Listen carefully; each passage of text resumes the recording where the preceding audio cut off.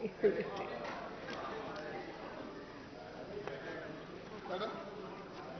Minute please. माननीय सदस्यगण, मुझे सभा को हमारे 2 पूर्व साथी डॉक्टर लक्ष्मी नारायण पांडे और श्री पूनमचंद मीठाबाई वानाकर की दुखद मृत्यु के बारे में सूचना देनी है।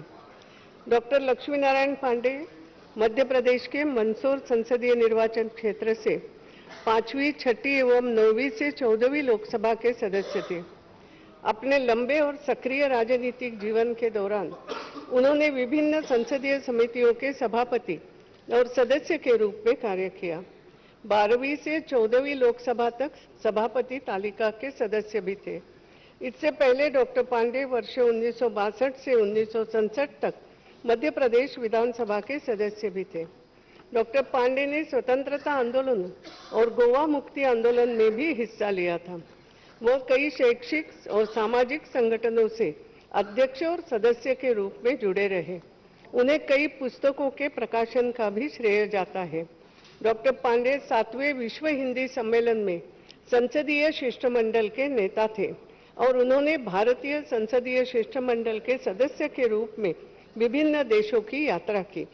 डॉक्टर लक्ष्मी नारायण पांडे का निधन मध्य प्रदेश राज्य के इंदौर में 19 मई 2016 को 88 वर्ष की आयु में हुआ। श्री पूनमचंद मीठाबाई वानाकर गुजरात के पाटन संसदीय निर्वाचन क्षेत्र से 8वीं लोकसभा के सदस्य थे। वह सभा की बैठकों से सदस्यों की अनुपस्थिति संबंधी समिति के सदस्य रहे। श्री वानाकर ने समाज के निर्धन और पिछड़े तबकों के उत्थान के लिए कार्य किया। पूनमचंद मीठाबाई का निधन गुजरात के मेहसाणा में 7 जून 2016 को 87 वर्ष की आयु में हुआ। हम पूर्व साथियों के मृत्यु पर गहरा शोक व्यक्त करते हैं और यह लोकसभा शोक संतप्त परिवारों को सांत्वना देती है। अब यह सभा दिवंगत आत्माओं के सम्मान में कुछ देर के लिए मौन रहेगी।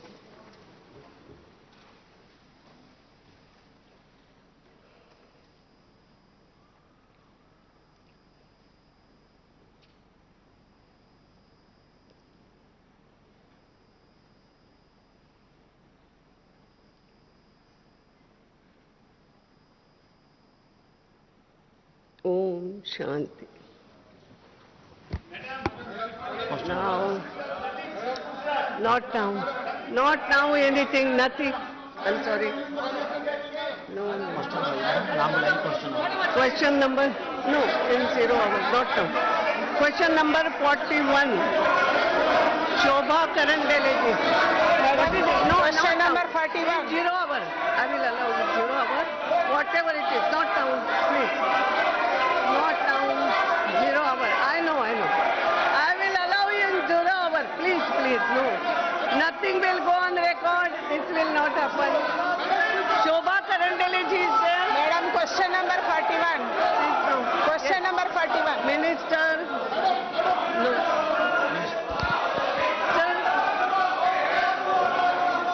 Question number 41, Mr. Minister. Nothing. In 0 hour, not now. Please. उत्तर सभा पटल पर रखा गया है। सभा पटल पर उत्तर रखा गया है। Madam, in our country there is a huge gap between education, employment and employment. I am sorry, ऐसे मैं कुछ नहीं समझ पा रही हूँ. You go to your seat. Whatever you want to say, in 0 hour I will allow. No.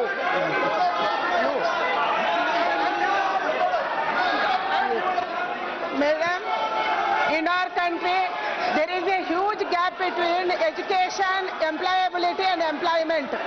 By observing this, our Prime Minister has started a new department, that is skill development and entrepreneurship, madam. And also government has launched the flagship program Pradhan Mantri Kaushal Vikas Yojana. As we know, madam, it is a skill certification and reward scheme. Individuals are getting training and they are getting certificate and also monetary reward through direct bank transfer. Madam, this scheme has the target to benefit 24 lakh persons across the country, madam. In all over India, comparing 24 lakhs, very small numbers are trained last year, madam. Madam हमारे सरकार ने अच्छे कदम उठाए madam, but इसी दिशा में हम बहुत दूर जाना है। आपके माध्यम से मैं मंत्री जी से पूछना चाहती हूँ, वो 24 लाख के लक्ष्य को पूरा करने के लिए हमारे सरकार में क्या विचार है, और हर जिला में ट्रेनिंग सेंटर खोलने के लिए हमारे सरकार के पास विचार है क्या? अध्यक्ष महोदय, माननीय सदस्य का सवाल था वो मूल रूप से फ्लेक्सी एमओयूज के लिए था, और जो उन्होंने प्रश्न किया है वो प्रधानमंत्री कौशल विकास योजना से है। हम सदन को सिर्फ इस बात की जानकारी देना चाहेंगे कि सबसे पहले जो फ्लेक्सी एमओयूज की बात है ये आईटीआई से जुड़ा हुआ है, और आईटीआईज में एक ऐसा प्रावधान किया गया है जिसमें इंडस्ट्री डीजीटी की अनुमति से अपना कोर्स करिकुलम बना करके और इंडस्ट्री अपने आप उसकी ट्रेनिंग दे। वो फ्लेक्सी एमओयू के बारे में सवाल था जिसका उत्तर सभापति पर रख दिया गया है। जहां तक माननीय सदस्य ने सवाल पूछे हैं प्रधानमंत्री कौशल विकास योजना के तहत, देश के प्रधानमंत्री ने इस योजना को बड़े पैमाने पर लॉन्च किया है, और जो माननीय सदस्य का एक सवाल है कि क्या आप देश भर में इसका जाल बिछाना चाहते हैं, तो मैं सदन को आश्वस्त करना चाहता हूं कि प्रत्येक संसदीय क्षेत्र में एक मॉडल स्किल सेंटर की स्थापना की जाएगी जिसका स्वरूप तैयार हो गया है, और हाल फिलहाल उसको प्रधानमंत्री कौशल विकास योजना के तहत 12,000 करोड़ रुपए की स्वीकृति देश के प्रधानमंत्री ने कैबिनेट में दिया है। हम पूरे देश में और प्रत्येक संसदीय क्षेत्र में आने वाले 6 माह के भीतर प्रत्येक जिला और संसदीय क्षेत्र में हम एक मॉडल स्किल सेंटर की स्थापना करेंगे, जिसमें मोबिलाइजेशन से लेकर के प्रशिक्षण के मानक से लेकर के सर्टिफिकेशन से लेकर के और साथ साथ उसे रोजगार दिलाना और या तो उसे स्वरोजगार से जोड़ना। महोदय, इसमें सबसे बड़ा प्रमुख विषय यह है कि आज हम जब 40 करोड़ लोगों की बात करते हैं जो असंगठित क्षेत्र में है, उसमें एंट्री लेवल जॉब्स की ट्रेनिंग की बात बार बार आती है, और वो ऐसे लोग हैं जिनकी आमदनी बहुत कम होती है। वैसे लोगों की पहचान करना, गरीब, किसान, मजदूर, नौजवान, बेरोजगार, दिव्यांग, ऐसे लोगों की पहचान करना, उनको हाथ पकड़ करके ऐसे सेंटर पर ले जाना और उनको वो कौशल देना जो उनकी आय को बढ़ा सके, उनकी गुणवत्ता को बढ़ा सके और समाज में अपनी एम्प्लॉयबिलिटी बढ़ा सके। तो एक बहुत बड़ी योजना है और इसकी रूपरेखा भी तैयार है। पहले जो कठिनाइयां थी PMKVY 1 में उसे खत्म कर दिया गया है। अब प्रत्यक्ष रूप से पूरे भारतवर्ष में प्रधानमंत्री कौशल विकास योजना का जो जाल बिछाया जाएगा वो प्रत्यक्ष रूप से दिखेगा भी, और सभी माननीय सांसदों को एक एक केंद्र जो उनके जिला में स्थापित किया जाएगा उससे जोड़ा जाएगा। एक मेन सेंटर होगा और बाकी सारे हब्स होंगे। उस हब और स्कोप के पॉलिसी पर हम इसको विस्तार करेंगे। ये बड़ी योजना है जो देश के नौजवानों को, किसानों को, बेरोजगारों को बहुत पैमाने पर इसका समर्थन मिल सकेगा। In Skill India program, skill placement is very important, madam. Who are getting the training, they are expecting that they will get employment in somewhere in some industries. That's why in Skill India program, madam, to make it success, it's very important that skill initiatives must be tied up with the entrepreneurship promotion. The programs such as Startup India and Stand Up India programs में madam to fill the gap to skill placement, and also madam government has to spend huge money on this to train up 24 lakh लोगों को training देने के लिए। इसीलिए madam to build the partnership with private people, is it any सरकार के मन में ऐसा विचार है क्या प्राइवेट पार्टनरशिप लाने का? महोदय, जो हमारा लक्ष्य है वो अगले 3 वर्षों में लगभग 1 करोड़ नौजवानों को प्रशिक्षण देने का है। जो माननीय सदस्य सवाल पूछ रही है उसमें सबसे महत्वपूर्ण ये है कि कौशल विकास के माध्यम से जिन लोगों को हमें लक्ष्य बनाना है उनकी पहचान करनी एक बड़ी चुनौती थी, जिसका हम लोगों ने अपनी पूरी तैयारी की है। जो उन्होंने स्किल गैप की बात की है, मैं अध्यक्ष महोदय आपको सिर्फ बताना चाहूंगा कि देश में अगर आप देखेंगे तो अगर देश में कश्मीर से लेकर कन्याकुमारी तक अगर हम लकीर खींच लें तो ये महसूस होगा कि औसतन उद्योग वेस्टर्न इंडिया में स्थापित है और जो ह्यूमन रिसोर्स है वो ईस्टर्न इंडिया में स्थापित है। आज की तारीख में अगर आप मुझसे सवाल पूछें कि कल अगर मुझसे कोई कहे तो कल की सुबह 1 लाख स्विंग मशीन ऑपरेटर्स की जरूरत कोयंबटूर और चेन्नई के पास है, लेकिन जो लोग इस काम को कर सकते हैं वो भारत के दूसरे भाग में अवस्थित है और जॉब कहीं और है। ये भी बड़ी चुनौती है कि उस जॉब को, उस स्किल गैप के असेसमेंट करके वैसे लोगों को जिनको थोड़े से हुनर दे करके इस बड़े कारखाने में लगाया जा सकता है। मोबिलिटी का सवाल उठता है, माइग्रेशन का सवाल उठता है, लेकिन डिमांड सप्लाई को मैच कराने की बड़ी जिम्मेवारी है। कुछ कौशल जो हमारे पश्चिम भारत में है, जो उत्तर भारत में है, और कुछ कौशल जो हमारे लोगों के बीच में, जैसे प्लम्बर बड़ी संख्या में उड़ीसा से निकल करके पूरे देश में जाते हैं, उसी प्रकार से कंस्ट्रक्शन वर्कर्स झारखंड से निकल करके बड़ी संख्या में जाते हैं। तो ये कुल निर्भर करता है कि ऐसे वर्कर्स की हम पहचान करें, उसको वहीं प्रशिक्षित करें और उसकी गुणवत्ता को बढ़ा करके उसकी आय में भी वृद्धि हो, ये हम कर रहे हैं। और ये जो लक्ष्य है वो 24 लाख नहीं है, अब हम अगले 4 वर्षों में 1 करोड़ नौजवानों को इस प्रकार से प्रशिक्षण देंगे जिसमें राज्य सरकारों की भी भागीदारी होगी। सभी को रिक्वेस्ट कर रही हूँ, you please go to your seat, whatever you want to raise, I will allow you in 0 hour, but not in question hour. Please don't disturb question hour. I will allow you, everybody, but not like this. Otherwise, no, I am sorry, please. Sri Gopala Krishnan. Honorable Speaker, Vanakkam. Before I raising the issue, I extended my sincere gratitude to my leader, Purachi Talavi Amma.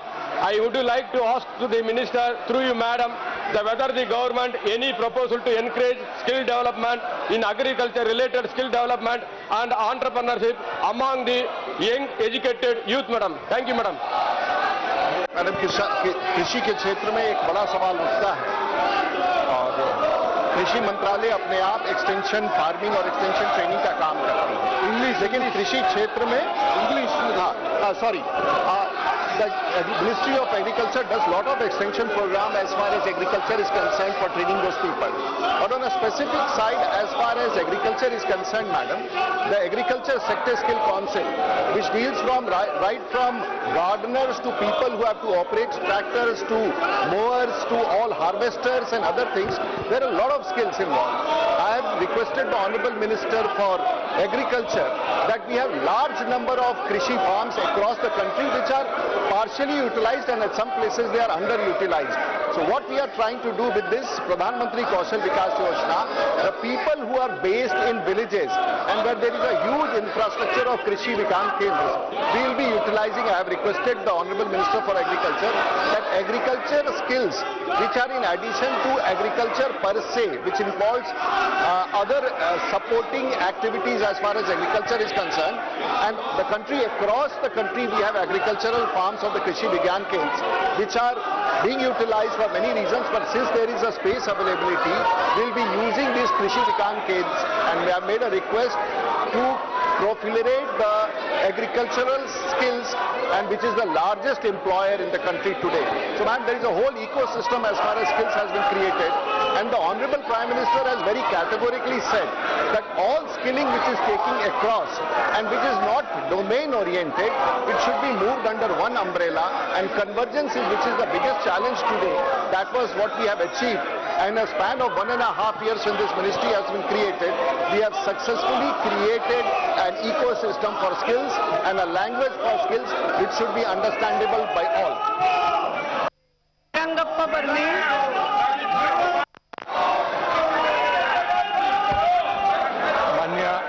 माननीय अध्यक्ष महोदय जी, केंद्र सरकार ने युवा को रोजगार देने के लिए कौशल्य विकास मंत्रालय की स्थापना की है, जबकि 12,000 करोड़ का बजट भी इस मंत्रालय को रखा है। मैं इस बारे में प्रधानमंत्री को धन्यवाद देना चाहता हूं। मैं आपके माध्यम से माननीय मंत्री जी को पूछना चाहता हूं, जबकि 10वीं 12वीं कक्षा और 14 बरस के बाद कौशल्य विकास का प्रशिक्षण दिया जाता है, क्या यही शिक्षण शुरू के पाठ्यक्रम में 5वीं कक्षा से लेकर करने के लिए राज्य सरकार से इस विषय को पाठ्य पुस्तक क्रम में इस योजना को लाने के लिए कुछ सरकार का प्रावधान है? आपने जो सवाल किया है, शायद देश के प्रधानमंत्री जी ने इस सवाल को पहले ही संबोधित किया है, और ये ऐसी अब ये कहना कि ये गलती हो गई, लेकिन पाठ्यक्रम में कौशल की भूमिका या कौशल का भाग होना ये हमारे शिक्षा व्यवस्था में शुरू से ही होना चाहिए। लेकिन किसी कारणवश पिछले 68 वर्षों में हम लोगों ने स्किल को शिक्षा में ही निहित कर दिया। इसका परिणाम ये हुआ कि जितने बच्चों को, और दुनिया भर में 80% लोग जो स्कूल पास करते हैं वो कौशल की दिशा में जाते हैं, मात्र 20% ऐसे लोग होते हैं जो उच्च शिक्षा के लिए जाते हैं। लेकिन हमारे भारतवर्ष में व्यवस्था जिस कारण से भी स्थापित हुई, हर आदमी चाहता है कि मैं शिक्षित हूँ, IAA हूँ, BA हूँ, MA हूँ, PhD हूँ। इसका परिणाम होता है कि कौशल की पहचान जो स्कूल के स्तर पर होना चाहिए, हम लोगों ने मिनिस्ट्री ऑफ HRD से बातचीत की है और कई सारे पाठ्यक्रमों में ये प्रयास कर रहे हैं कि कौशल की शिक्षा स्कूल के पाठ्यक्रम में सम्मिलित हो और एंटरप्रेन्योरशिप भी पाठ्यक्रम में सम्मिलित हो।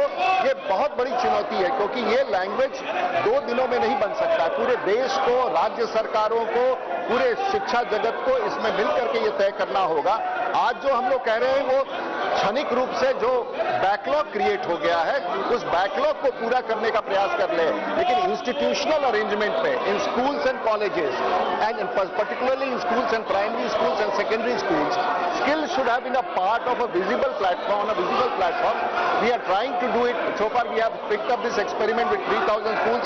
Most of them are in Haryana, but we still have to go a long way, and I am sure the HRD minister today, who has recognized the possibilities and the requirement to add skills to the education system through and to recognize the national skills qualification framework, is one of the biggest challenge man.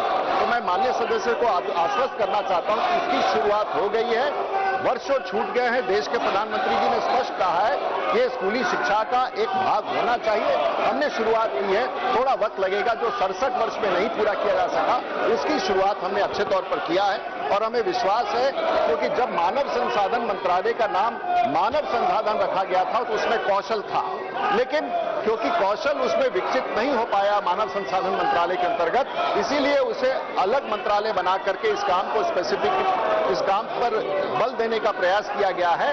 तो आज भी education का काम education ministry करती है, लेकिन जो human resource बढ़ाने का काम है वो देश के प्रधानमंत्री ने शिक्षा के साथ मिलकर के कौशल विकास मंत्रालय को दिया है। और एक सवाल जो बार बार माननीय सदस्य उठाते हैं कि रोजगार, हमने ये तय कर दिया है कि रोजगार 15 साल की स्कूली शिक्षा में अगर रोजगार ना मिल सके तो 5 महीने और 6 महीने की ट्रेनिंग में रोजगार तुरंत दिलाना संभव नहीं होता है, लेकिन हम लोगों ने जो मॉड्यूल्स क्रिएट किए हैं उसमें ट्रेनिंग के बाद एम्प्लॉयमेंट से लिंक करने का प्रयास किया है। अगर वो रोजगार नहीं मिल पाता है तो वो स्वरोजगार की तरफ बढ़ सके, मुद्रा बैंक से उसे हम जोड़ सके, ये सारी रूपरेखा तैयार की गई है और हम लोग बड़े पैमाने पर इन तमाम स्कीम्स को रोल आउट कर रहे हैं, जो माननीय सांसद सदस्यों के क्षेत्र में भी प्रत्यक्ष रूप से दिखने लगे। Question number 42।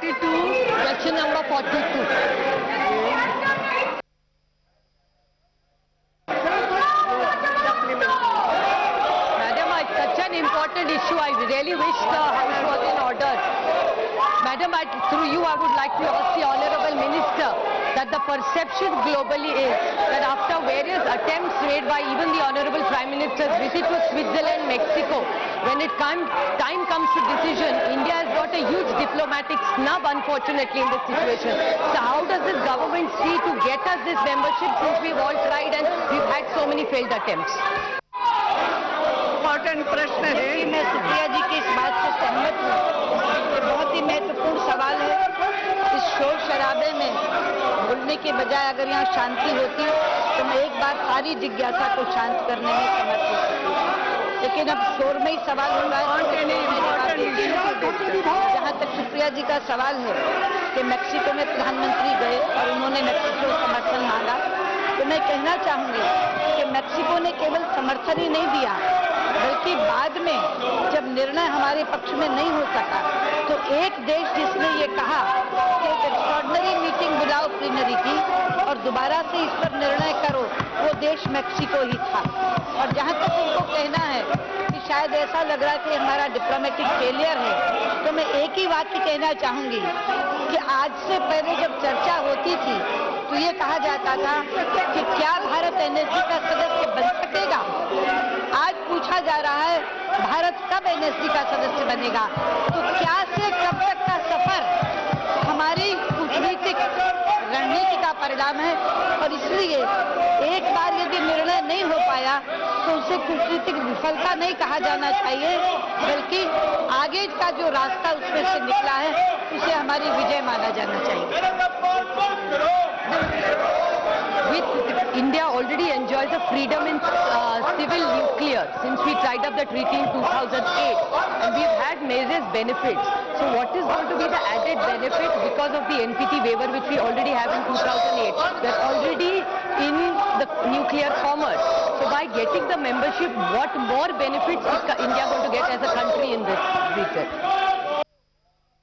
बहुत वही सवाल मैंने पूछा है। कहना चाहूंगी कि 2008 के जिस वेवर का वो जिक्र कर रही हैं, वेवर का मतलब है बरामदे तक पहुंचना और मेंबरशिप का मंदिर है कमरे के अंदर पहुंचना। तो 2008 और एनएसजी के मेंबर में वही फर्क है जो कमरे के बाहर बरामदे में बैठने और कमरे के अंदर बैठने में होता है। और जहां उनका कहना एडिशनल बेनिफिट क्या होगा, जब आप कमरे के बाहर हैं तो आप अपने हितों की रक्षा स्वयं नहीं कर सकते। 2008 के वेवर की बात सुप्रिया जी ने की, पर मैं उन्हें याद दिला दूं 3 बरस बाद 2011 में एक निर्णय उसी एनएसजी ने यह भी किया कि sensitive enrichment and reprocessing technology non NPT states को ट्रांसफर नहीं की जाएंगे। वो हमारे विरुद्ध निर्णय था, लेकिन अगर हम अंदर होते तो हम ये निर्णय नहीं होने देते। तो अभी हम रूल टेकर हैं, रूल मेकर नहीं है। जब हम एनएसजी के मेंबर हो जाएंगे तो हम खुद रूल मेकर हो जाएंगे। ये बहुत बड़ा एडिशनल बेनिफिट हमें मिलने वाला है। Shri Dhananjay Mahadik,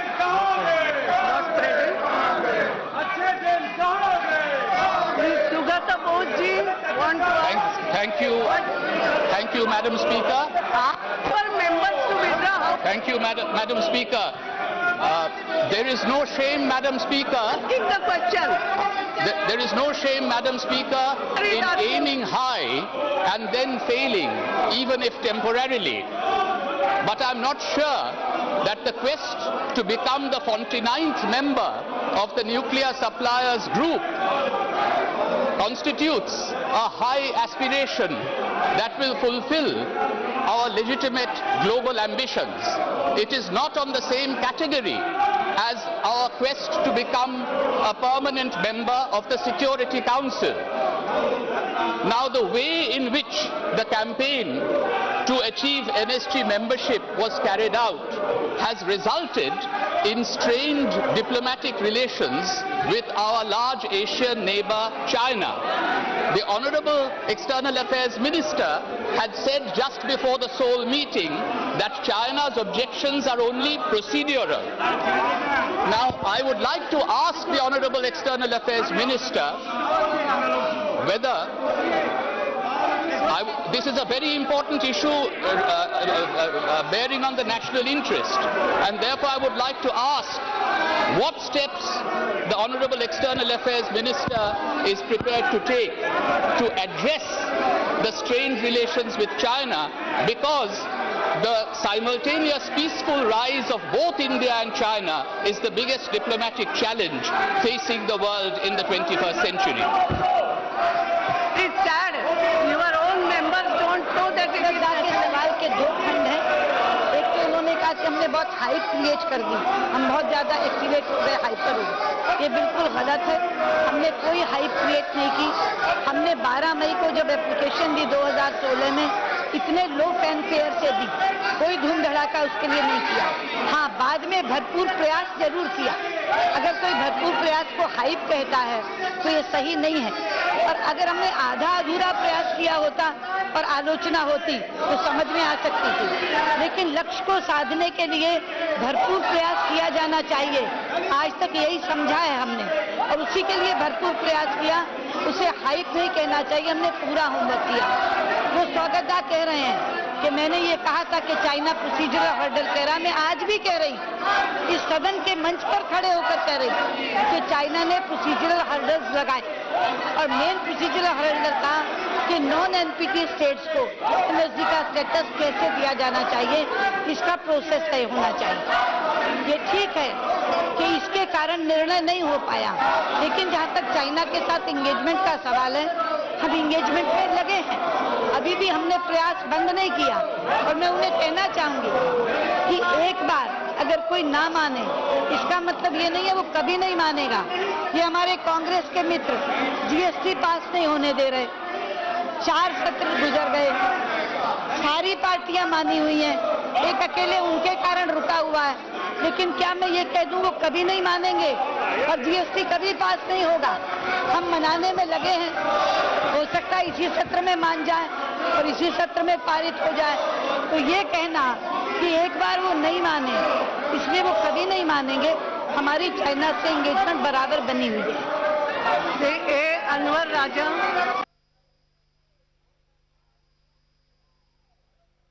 Speaker, the Government of India needs to create 63,000 megawatt of clean energy by 2030. And for fulfilling this demand, Government of India has signed nuclear fuel supply arrangements with 12 countries. It also hopes to enter the NSG. Since India has not signed the NTP, its efforts to enter NSG is opposed by certain countries. All efforts of the Government of India to enter the NSG so far has been a failure. However, in order to meet the clean energy demand by 2030, Government of India may have to enter the NSG on its own efforts like France. It may also opt for signing the NPT before entering the NSG. Madam Speaker, through you, I would like to know the clear-cut policy of the Government of India in this matter. अध्यक्ष जी, clear-cut policy ये है कि अभी उन्होंने बोला कि क्या हम एनपीटी के मेंबर बने बिना एनएसजी के मेंबर बन जाएंगे। हमें वेवर एनपीटी के मेंबर बने बिना ही मिला था। मैं यहाँ कहना चाहती हूँ, हम एनपीटी कभी साइन नहीं करेंगे, ये आज यहाँ इस मंच पर कहना चाहती हूँ। लेकिन एनपीटी के प्रति हमारी प्रतिबद्धताएं पूर्ण हैं और मैं इसका श्रेय पुरानी सरकार को भी देना चाहती हूँ। 2008 में जब वो वेवर लेकर आए तब उन्होंने कुछ प्रतिबद्धताएं मानी थी कि हम ये कमिटमेंट्स करेंगे, जिसमें कई चीजें थी।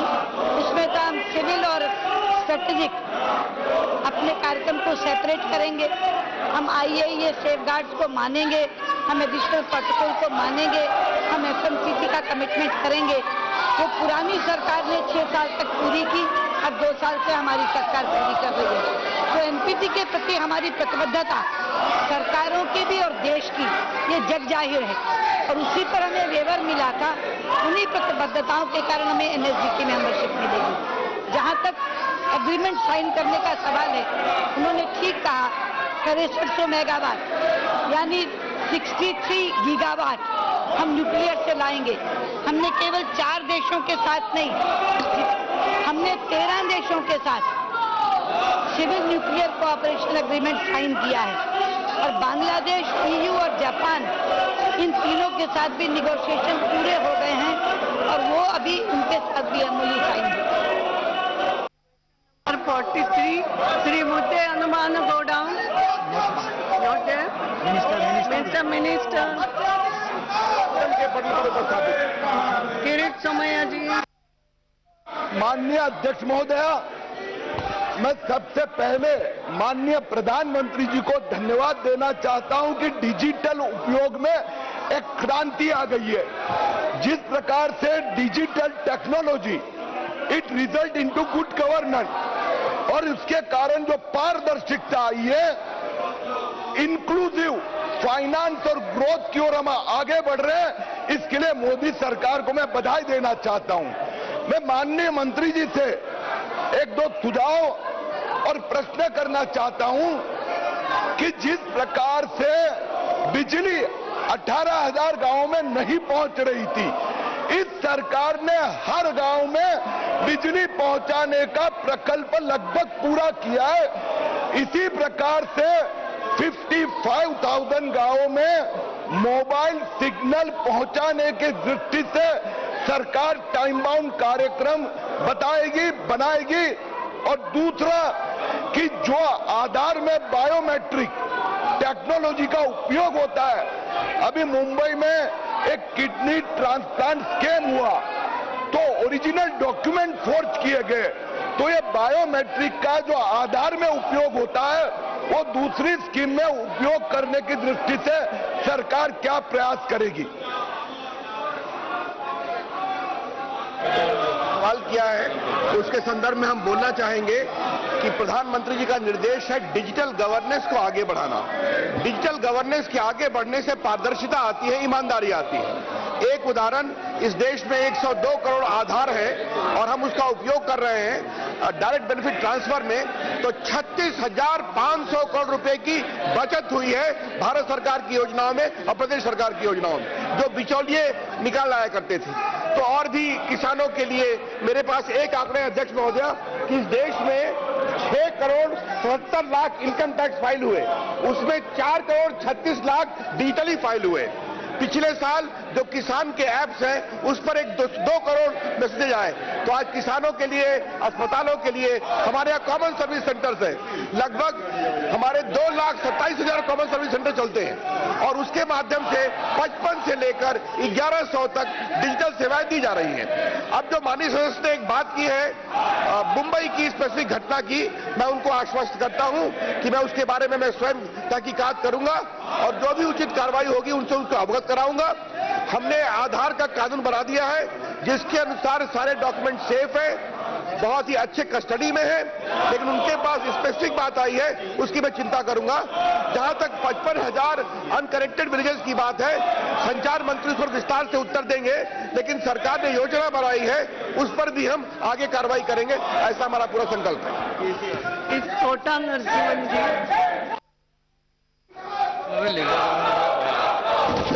Thank you very much, madam, for giving me the opportunity. I would like to know from the Honorable Minister through you, ma'am. E-Parliament is initiated by our Honorable Speaker. Will the Union Government and Parliament help develop a boot model for implementing paperless governance in all the state legislatures by way of Vidhan Sabha? Will the Union Government take steps to bring PMO and CMOs of all the states under one roof by implementing e-PMO and e-CMOs? Can we accept ISO certificates to the e-PMO and all the e-CMOs as was done in Gujarat by our Honorable Prime Minister? Andhra Pradesh is the first state to execute full enterprise architectural model through e-Pragati. The AP fiber grid project stood as a model to the whole country by way of using innovative idea, using electrical poles to lay overhead fiber net cable to save on the cost and offering broadband TV connection telephone at a cheaper price of 149 rupees per month. Will the Union Government come forward to suggest this as a model to other states? Thank you, sir. As far as the optical fiber part of your question is concerned, that initiative of Andhra Pradesh is well appreciated. We are already connecting 250,000 gram panchayats of the country by optical fiber network. And just to give you, earlier it was known as no fund. When our government came to power, only 358 kilometers of optical fiber was laid. In 3 years, we have laid 1,25,000 kilometers in 2 years. That is the speed with which we are working. In the second phase, we'll also take into account the model of Andhra Pradesh, other models in hilly areas. That is an open situation. Regarding the PMO-CMO issue, let me clarify. Honorable Prime Minister of India is very, very particular that everything should be open. The mobile app of the Prime Minister is very much available. We have a MyGov platform whereby we engage with people of India. All the ministers are on social media. We interact. We take complaint on the social media. So we are quite active. As regards the e-Vidhan Sabha is concerned, yes, that initiative is welcome. It will happen in Himachal Pradesh. We are quite open also to take into account the interest of other Vidhan Sabha and we'll work together. Prahlad Joshi. already Minister in detail he has replied. My question to Honorable Minister is, in spite of, he has given list of very huge list, wherein he has detailedly replied how many services have been digitalized.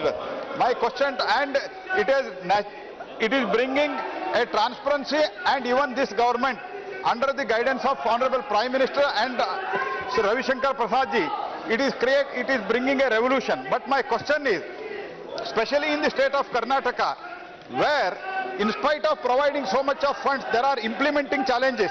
One of the implementing challenges, there is no electricity connectivity. Under Deen Dayal Upadhyaya scheme also, Government of India is providing fund for the electricity. But after having done all those things and laying the optical fiber cable, in spite of that, these e-kendras are not working. Whether the Honorable Minister, in consultation with the Power Minister, is he going to give any direction to the state of Karnataka to do something for the electricity so that this digital campaign, this digital India of the Prime Minister is very well implemented in Karnataka? That is my specific question to the Honorable Minister, Madam. Madam Speaker, I am grateful to Honorable Senior Member for kind words about me. Yes, it is a matter of concern. If there is no electricity in the state of Karnataka, in certain villages, we have got, as I said earlier, 223,000 common service centers in the country who are doing a great job in giving digital services to the rural people of India, from passport to Aadhaar, to banking, to insurance, to railway ticket, to even digital literacy. Madam Speaker, I am happy to announce this, share with this House, that in this budget we propose to give digital literacy to 6 crore people. But if, because of lack of energy availability, common service center work is suffering in the state of Karnataka, I will look into it. I will talk to my distinguished colleague Mr. Piyush Goyal, and both of us will try to emphasize upon the government of Karnataka that political divide should not come in the improvement of digital services, so that we can work together. ये इस प्रकार से paper लहराना अच्छी बात नहीं है। आप बिल्कुल अनुचित व्यवहार कर रहे हो।